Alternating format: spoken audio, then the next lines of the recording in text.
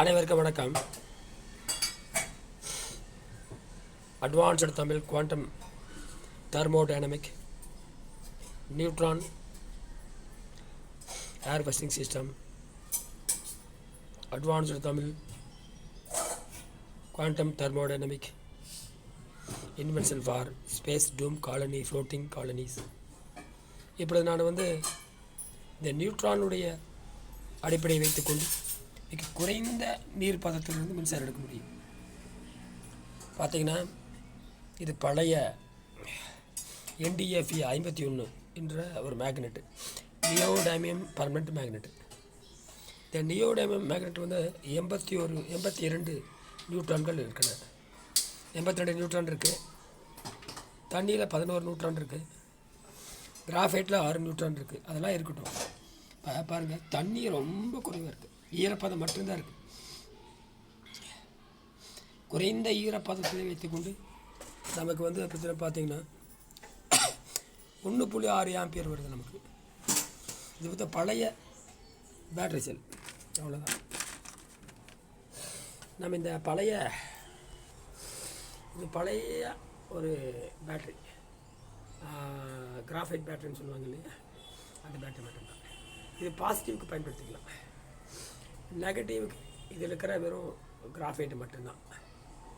நமக்கு ஒரு surface area 3 centimetre தான்.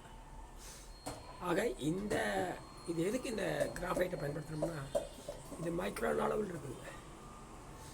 இதுவே நானோ அளவில் கொண்டு போனோம்னா 3 சென்டிமீட்டரில் நமக்கு குறைஞ்சபட்சம் 100 வாட்ஸ் எடுக்க முடியும். 1 வோல்ட்டும் 100 ஆம்பியர் எடுக்க முடியும். எல்லாம் நியூட்ரான் தான் காரணம். இந்த நியூட்ரான் இருக்கிற வரைக்கும் இப்போ நியூட்ரானை கண்டுபிடிச்சாச்சு. நியூட்ரானை வேலை வாங்கணும்னா நியூட்ரானுக்கு ஒரு வேலை கொடுக்கணும். அதுக்கு என்ன பண்ணணும்னு கேட்டிங்கன்னா, நியோடைமியம் காந்தத்தின் மேலே இது ஒரு பழைய நியோடைமியம் NdFe 51. இது மேலே ஒரு சூட்டு தண்ணி, எந்த ஒரு தண்ணி, ஆர்வ வாட்டர் இருந்தால் நல்லது தான். அதை வச்சு மேலே ஒரு copper wire and aluminium wire வச்சிங்கன்னா 0.6 வோல்ட் காட்டக்கூடாது. மின்சாரம் காட்டக்கூடாது. காந்தம் பயங்கரமான பவருடைய. ஆனால் அதே பார்த்தீங்கன்னா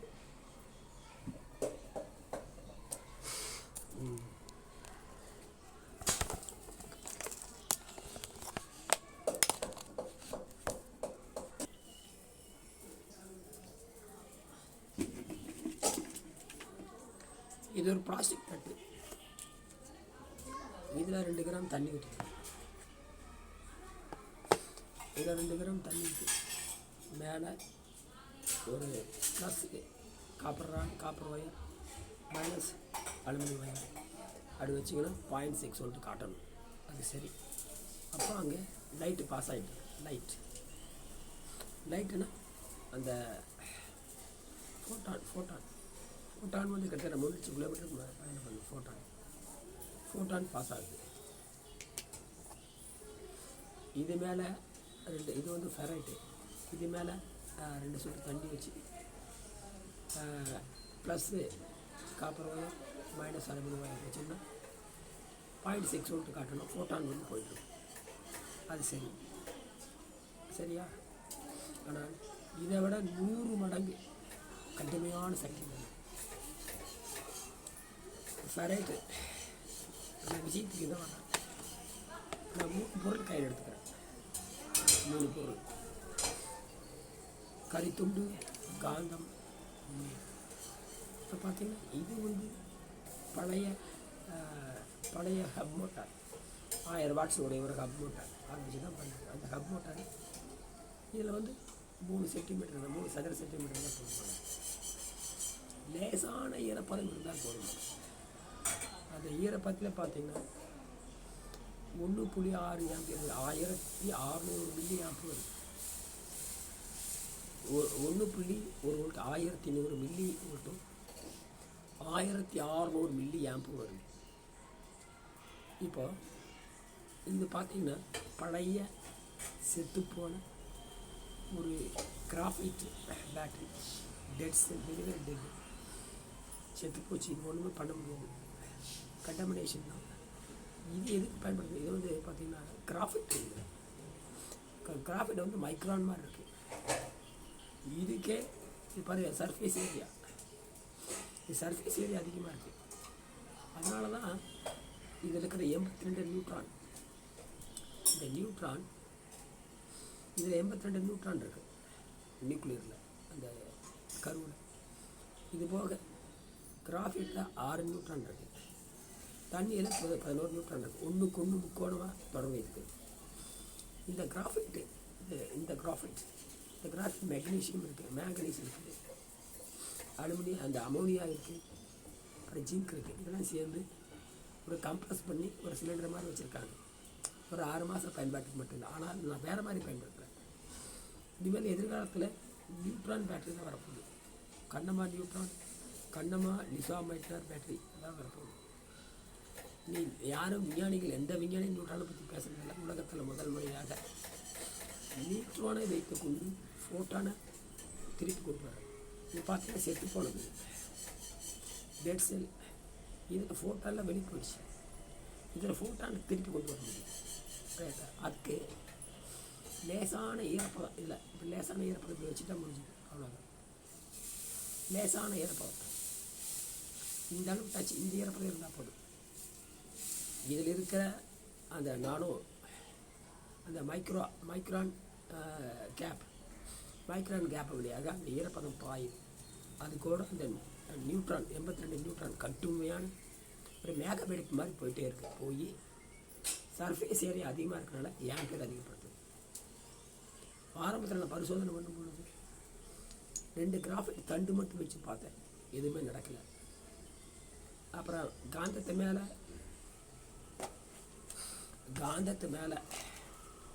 காந்தம், இந்த காந்தத்து மேலே பாசிட்டிவ் வச்சுட்டு நெகட்டிவ் தூக்கி தண்ணியில் வைக்கிறேன், எதுவும் காட்டலை.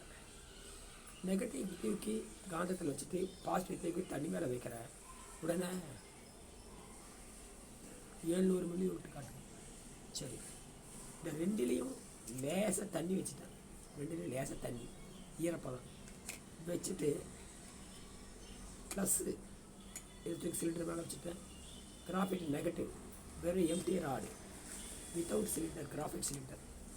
அது வைக்கும் பொழுது 1200 milli amp milli volt, 1.2 to 1.3, minimum 1.1, அந்த 1100 மில்லி வோல்ட் வரும். இப்போ நான் என்ன பண்ணுறேன்னா ஈரப்பதத்தை குறைச்சிக்கிட்டே வர்றோம். ஈரப்பதத்தை குறைச்சிட்டே வந்தோம்னா அந்த காற்றுல இருக்கிற ஈரப்பதத்தை உரியிற மாதிரி இதில் இந்த சிலிண்டர் இருக்கு இல்லையா, இந்த கிராஃபைட் சிலிண்டரை multi magnetic metal oxide, graphite, அப்புறம் lignin, graphite, lignin, coconut silk powder. It is related to the graphite. Very fantastic. அது நானும் ஸ்ட்ரக்சரில் கொண்டு வந்து magnetic material, metal oxide, ferrite, very top most magnesium, ferrite, chromium, nickel, aluminium, அப்புறம் boron, manganese, டின், எல்லாம் மலிவான கேவலமான இருக்கிற மெட்டல் ஆக்சைட்ஸ், எல்லாமே மேக்னெட்டிக் மெட்டீரியல். அதை வந்து நம்ம இதில் வச்சுட்டோம்னா காற்று இருக்கிற ஈரப்பதத்தையும் உறிஞ்சிடும்.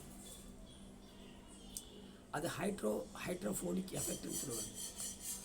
ஹைட்ரோஃபோலிக் எஃபெக்ட் நிறைய அமெரிக்காவில் சில பல்கலைக்கழகத்தில் பார்த்தீங்கன்னா ஹைட்ரோஃபோலிக் எஃபெக்ட் வந்து காற்று இருக்கிற ஈரப்பதத்தை உறிஞ்சி பாலைவன மக்களுக்கு ஒரு நாளைக்கே 5 லிட்டர் தண்ணி கொடுக்குற மாதிரிலாம் ஏற்பாடு பண்ணியிருக்கிறாங்க.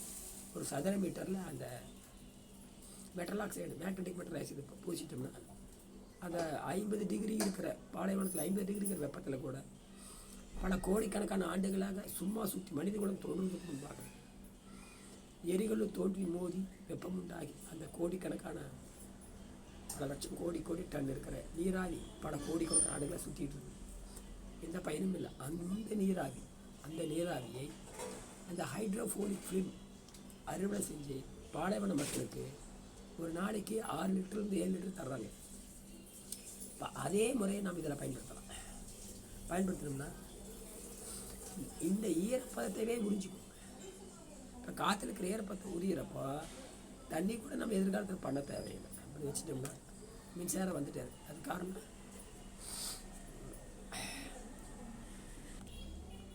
அப்போ எதிர்காலத்தில் நாம் இதை காற்றுல இருக்கிற ஈரப்பதத்தை உறிஞ்ச மாதிரி மல்டிமீட்டர் ஆக்சைடு பண்ணிட்டோம்னா நமக்கு நியூட்ரான் இருக்கிற வரைக்கும் பிரச்சனை இல்லை. நியூட்ரான் தான் உலக ஆளப்போகுது. இது முதல் முறையாக கண்டுபிடிக்கும். ஸ்வீடனில் என்னோடய மாணவர்கள் செஞ்சு பார்த்துருக்காங்க. இங்கிலாந்தில் என்னுடைய மகள் பெற்றோர் செய்து பண்ணி பார்த்துருக்குறாங்க. என்னுடைய தமிழ்நாட்டு 5ஆம் வகுப்பு மாணவர்கள் ஒரு சின்ன காந்தத்தின் மேலே வைத்துக்கொண்டு இந்த ஆராய்ச்சி பண்ணி பார்த்துருக்குறாங்க. எல்லாரும் 1.1 வோல்ட்டும் 1.3 மில்லி ஆம்பே எடுத்து காமிச்சிருக்காங்க. அதாவது 1300 மில்லி ஆம்பும் 1100 மில்லி வோல்ட் எடுத்து காமிச்சிருக்கிறாங்க. எல்லாம் ரெக்கார்ட் பண்ணியிருக்காங்க. 1000 பேர் செஞ்சால் வரும், 1,00,000 பேர் செஞ்சாலும் வரணும். அதனால உடனடியாக அமெரிக்காவில் இருக்கிற பல நிறுவனங்கள், ஜெர்மனியில் இருக்கிற பல நிறுவனங்கள் நியூட்ரான் அதை தான் எலக்ட்ரானை பற்றி பேச்சு இல்லை, புரோட்டானை பற்றி பேச்சு இல்லை. அப்போ பிரபஞ்சத்தினுடைய தொடக்கமான நடுநிலையான அந்த நியூட்ரானை நாம் கட்டுப்படுத்தி அந்த லைட்டர் மோஸை அரெஸ்ட் பண்ணி நான் பண்ணிட்டேன். அதெல்லாம் அந்த நியோ டைமுக்கு அதை பண்ணுவேன். ஆர்டிஃபிஷியல் மேக்னெட் தான். இப்போ செயற்கை காந்தத்துக்கு என்ன சக்தி இருக்கு பாருங்க. அப்போ இயற்கையை புரிஞ்சுட்டு செயற்கையாக செய்யணும். வள்ளுவர் தான் சொல்லுவார், செயற்கை அறிந்த கடத்து இயற்கை அறிந்து செய்யும். ஆல்பைட் to act from book act after knowing the world அவுட்ஸ்னு சொல்லுவார். இப்போ நாம் என்ன பண்ணோம்னா இயற்கை அறிந்த கடத்து செயற்கை அறிந்து செய்யும். அப்போ நம்ம செயற்கையாக இது செஞ்சோம்னா விண்வெளியில் குடியேறி வாழ்கின்ற போது நமக்கு வற்றாத ஆற்றலை கொடுக்கும். பசிதாகத்தை கட்டுப்படுத்தி நம்ம 100 ஆண்டுக்கு சாவில்லாமல் வாழலாம். இது பரிணாமத்தினுடைய ஒரு கொள்கை. இந்த கொள்கையை புரிஞ்சிக்காதவங்க மரணம் தான். ஆகையினால எல்லா நாடுகளுமே நோயற்ற வாழ்வு வாழணும்.